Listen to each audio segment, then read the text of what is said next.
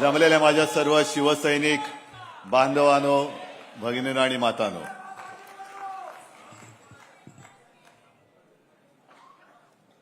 मला नाही वाटत की असं भाग्य दुसऱ्या कोणत्याही नेत्याच्या नशिबी लाभलं असेल.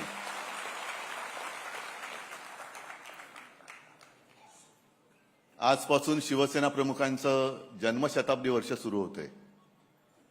कदाचित कोणाचा गैरसमज होईल, 1926 ने 1927 हे त्यांचं जन्मवर्ष, म्हणजे पुढच्या वर्षी 100 पूर्ण होणार. आजपासून त्या जन्मशताब्दी वर्षाला सुरुवात झालेली आहे. आणि या सगळ्या काळामध्ये अनेक चढ उतार आपण सर्वांनी पाहिले, अनुभवले. मगाशी राज पण आला. आम्ही दोघांनी आमचं बालपण एकत्र गेलं. आणि एक गोष्ट खरी आहे की आम्ही वादळामध्ये खेळत मोठी झालेली मुलं आहोत. त्याच्यामुळे वादळाची कसं लढायचं हे आम्हाला कोणी शिकवण्याची गरज नाही.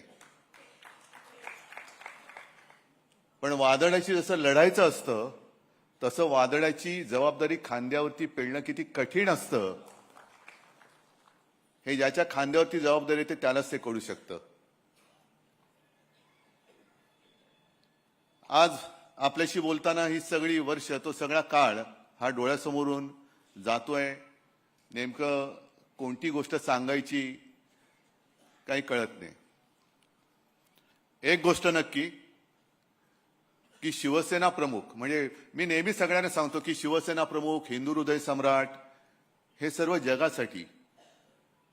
साहजिकच आहे, माझी ओळख माझे वडील म्हणून त्यांच्याशी पहिल्यांदी झाली. मा आणि साहेब, अर्थात साहेबांना चार चौघात आम्ही साहेब म्हणायचो.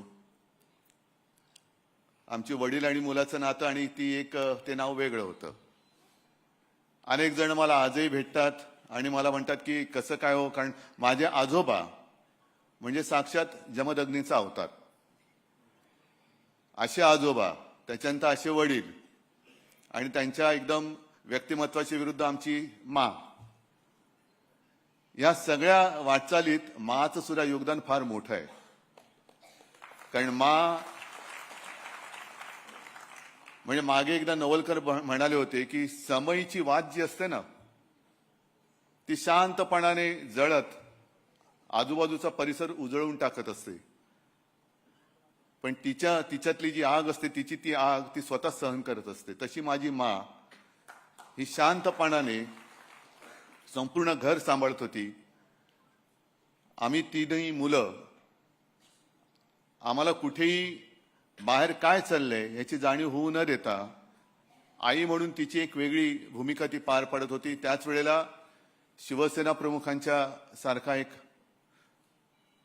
पती, त्याचं घर सांभाळणं, प्रबोधनकारांची सून म्हणून त्यांना सांभाळणं, हे सगळं कसं काय होतं, काय झालं काही कळत नाही.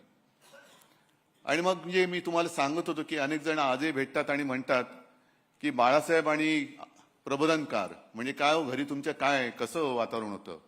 म्हटलं तुम्हाला कल्पना नाही की प्रत्यक्षात हा माणूस कसा होता. राज मगाशी जे बोलताना सांगत होता, घरामध्ये आजोबा आणि वडील